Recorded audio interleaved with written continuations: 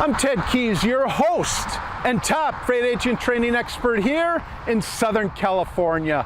This topic comes from my 30+ years of business, sales, and freight moving success.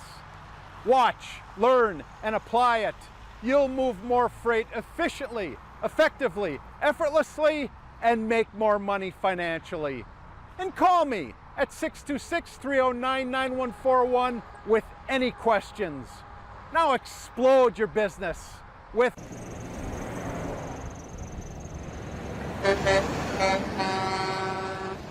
Hey guys, hello and welcome again to my Tuesday training call. I'm Ted Keys, your host and top freight sales training expert and freight broker training expert. Today I'll show you how to move more freight efficiently, effectively, and effortlessly so you make more money financially.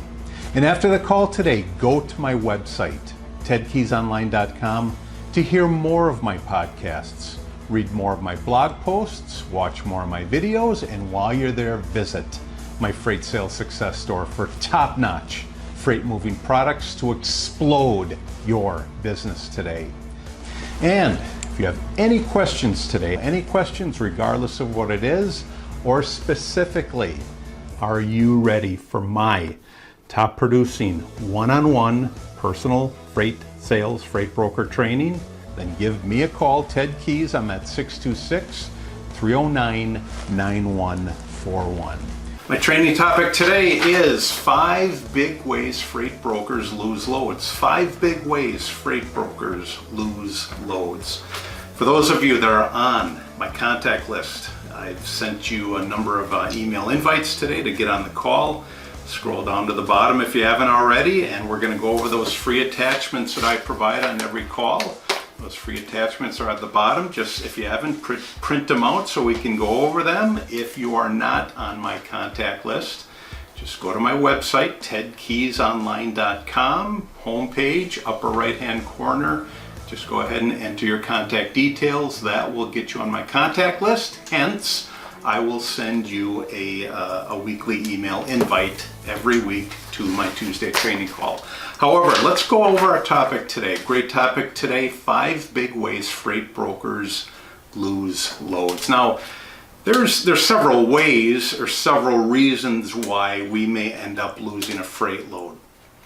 And there's reasons that are beyond our control. Let me just give you an example. The carrier backed out, either backed out day before, backed out last minute, unfortunately backed out, and hey, who looks bad in the process? You do. That's one way to lose a load. Another way to lose a load is that your freight is coming out of an area where there's just, you've searched high and low, especially let's say you're in the holiday season. You've searched high and low. There are no trucks that you're aware of that will go in and pick up your load. Those are elements beyond your control. But I'm going to talk today about those elements that you can control. But unfortunately, freight brokers and freight agents, they just don't put in what's required to pick up the loads and deliver them in a great way. Either way, freight brokers and agents, they don't necessarily have to continue losing their freight loads, but they will, because those certain individuals, those brokers and agents, they refuse to learn to sell their services effectively. And when I say sell their services effectively, I mean provide the outstanding service that their customers require. I'm going to go over 5 big ways why freight agents, freight brokers lose their loads, not only every day, but any type of load, First reason why they lose loads is when freight brokers are rude or condescending. It's when freight brokers are rude or condescending. A lot of times this happens when they've built up a business and, hey, freight's going along great. However, something happens, as it always does. Something happens, challenge comes up, or they get a call from who knows, a carrier, another broker, and they just don't have the time, nor do they want the time to to speak to certain individuals. And a lot of times that relays over to their customers. They actually become rude or condescending. 42% of freight customers, they'll just go elsewhere when they come up, when they witness that rude experience. And everyone in that organization that they represent, they also have that same ability to be rude and condescending as well. Most people in an organization, they don't realize they are condescending, and it's because they just don't have the awareness that they are to provide superior customer and superior freight service. Let me give you an example of being condescending. Sir, our number is on our website. Here's another one. It says right there in the contract. I mean, it's all spelled out there for you. Another one, did you download it? It's right there. Another one, the FreightCon is in your email inbox. Did you check it? Well, go back and check it again. I will be very honest with you in this capacity. I say these things myself.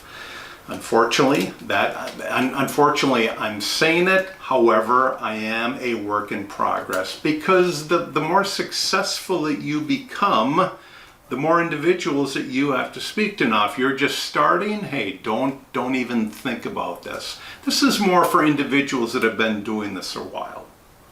But the last thing that you want to do is become rude or condescending because you've spent so much time bringing in that customer. The last thing that you want to see them do is go away, because they're going to go away eventually anyway, and that's just how it works.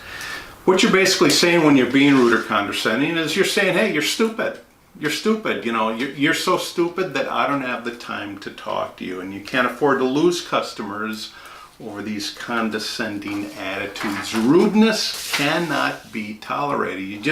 You just cannot tolerate it. Now, if you operate by yourself, or say somebody else in one office, hey, then you can control that rudeness, all right? But if you're representing somebody, you go to work every day and you've got this, team behind you, hey, it's difficult for, you to control somebody else being rude or condescending to your customers.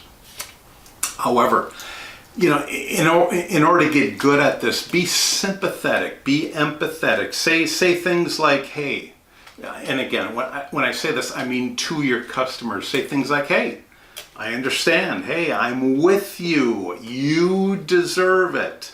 Or I want to solve that for you. So commit to the solution first, because in every situation, there's got to be a solution. Commit to the solution first and handle the challenge after that. Commit to the solution first, because typically that's why you're being rude or condescending, because you're faced with a situation that you just don't want to solve. Professionals will tackle the situation first and then deal with everything else after that. So reason number one, or way number one, it's when freight brokers are rude or condescending. The second way is when freight brokers, they don't solve the problem. That's when customers are going to go away. The top reason we're given opportunities, guys, the top reason we're given opportunities to move somebody's freight, it's to solve a problem. It's to solve a challenge that they're currently having. That's why you continue to call individuals, continue to call shipping decision makers, and continue to follow up with them. Why do you follow up? Because eventually they will require you to solve a problem, to solve a challenge for them. Now, you're going to lose them if you don't have the ability to solve that issue, all right? But that's how we typically get in and start moving freight for a customer. It's because they have an issue and they ask us to solve it. As far as I know, I have never heard this where an agent went in totally unbeknownst to a customer prospect, and that customer prospect just automatically said, hey, here are all my cherry loads, here are all my great paying loads, Here, start moving them. They're easy loads, they pay well, here they are, start moving them. No, customers do not do that. Customers usually give us, if 95% of the time initially, they give us those loads that are a challenge. That's when freight brokers, if they don't solve that challenge, they're just not going to get the business. 82% of customers, let me say it again, 82% of customers said that the number one factor to great customer service is solving their problems quickly. 82% say solving their problems quickly, that is the number one thing that they look for in great customer service.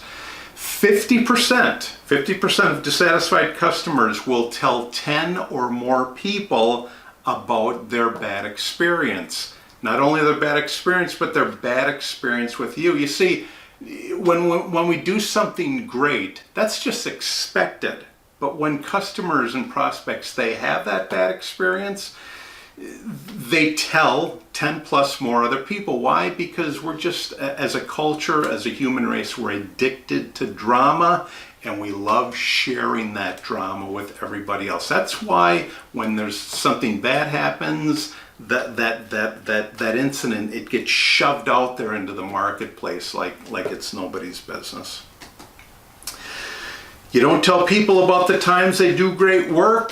People usually tell people about that bad experience, so you must assist in solving that challenge. You must assist in solving that challenge.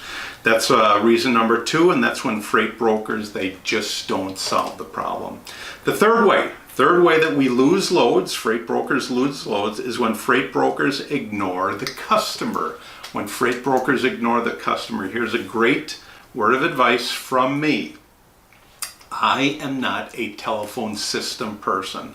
When somebody calls our office, our main goal is to answer the phone. If nobody's in the office, say after hours, make sure the telephone voicemail is on so they can at least hear a voicemail as to when they can leave a message. To me, when somebody calls in here and they're given a bunch of prompts, and there's only, 2 of us in the office, which is how our office operates. Yes, I have agents all over the place, but in our office there are 2 people, myself and my wife Maria. One of us will answer the phone. Why? Because it's personal. It's personal.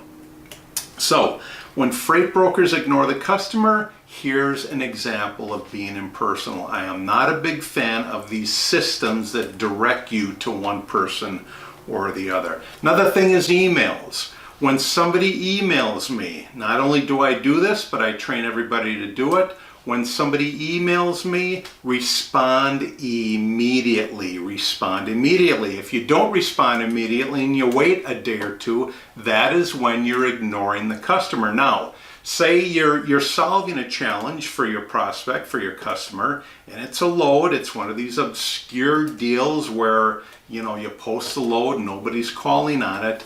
Always let them know that you're still working on the rate for them. Whether you're working on a rate or finding a truck, you don't just post a load and wait till somebody calls you on it. If nobody's calling you within an hour, email them. Let them know that you're still working. See, that's a form of communication. That's like a notch every time that you communicate them, letting your future customer, your future prospect know that you are working on their challenge. But the third reason is when freight brokers ignore the customer.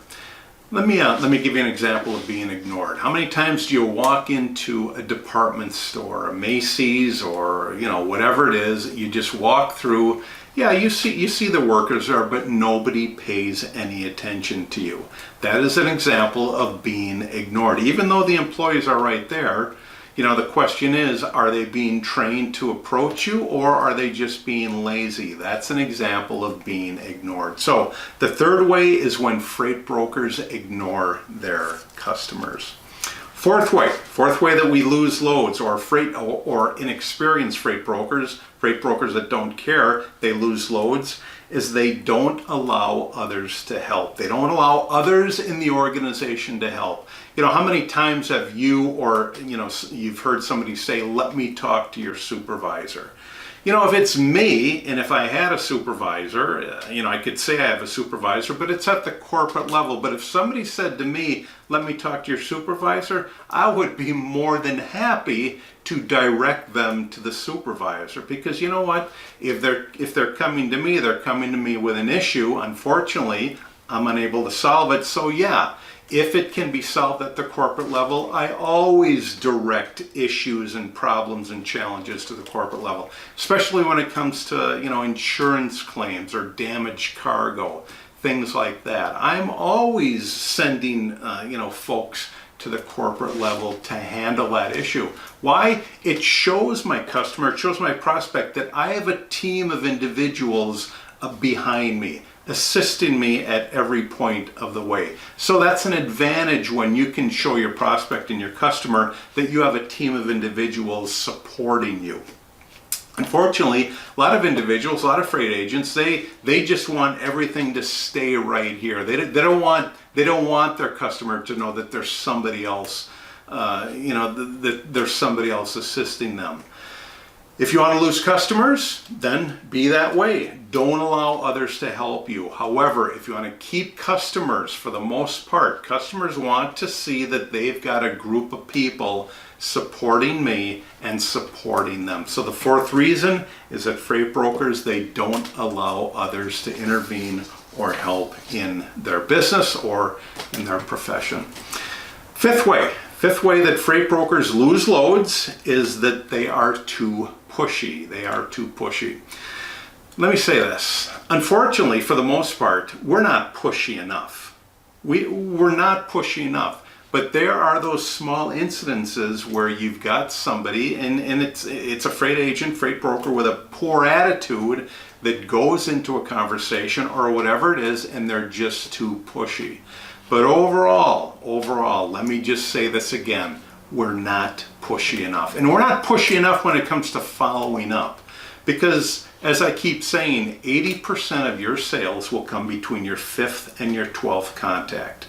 Let me say that again. 80% of your sales will come between your 5th and your 12th contact. What does that mean? What that means is you've got to follow up time after time after time until you get into that 5th through that 12th contact realm.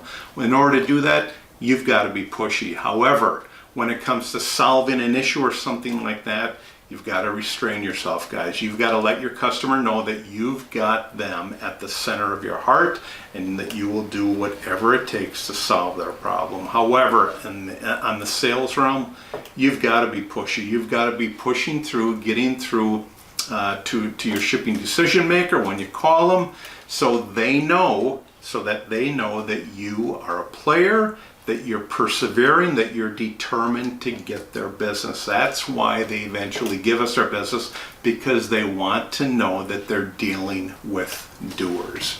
In the end, guys, the bottom line here is that too many freight brokers and agents, they're making too many simple mistakes that warrant them to staying in the business, their business, or this profession. When you act as the ultimate freight sales professional, losing loads will sound totally foreign to you. Great topic today, guys. Again, that topic is 5 big ways freight brokers lose their freight loads. Guys, thanks again for joining me today on my Tuesday training call. Pleasure having you. I'll see you all again next week, same time, Tuesday, 2 p.m. Pacific time and 5 p.m. Eastern time on my Tuesday training call. Take care, God bless. I'll see you all again next Tuesday on my Tuesday training call. Bye-bye. When you arrive at my Freight Sales Success Store today, you'll see a host of products available there for purchase. First one you'll see available is my flagship product. That is my Freight Sales Success Guide, typically for beginner and struggling freight agents. If you're searching for that daily motivation to set goals, to achieve them, to pick up the phone daily and connect and build relationships with the marketplace, then opt for my Freight Sales Success quotes. And if you're searching for those specific skills, and there are many skills, many individual skills required to be successful in this profession, then opt for my Freight Sales Success skill. I highly recommend each one of these products, available for purchase today in my Freight Sales Success store. Do you have any questions again? Do you have any questions about today's call? Or more importantly, are you ready for my top producing one-on-one personal freight sales, freight broker training? Then give me, Ted Keys, a call. I'm at 626-309-9141. Great topic for today. Take these skills, apply them. You'll be amazed at what happens to your results.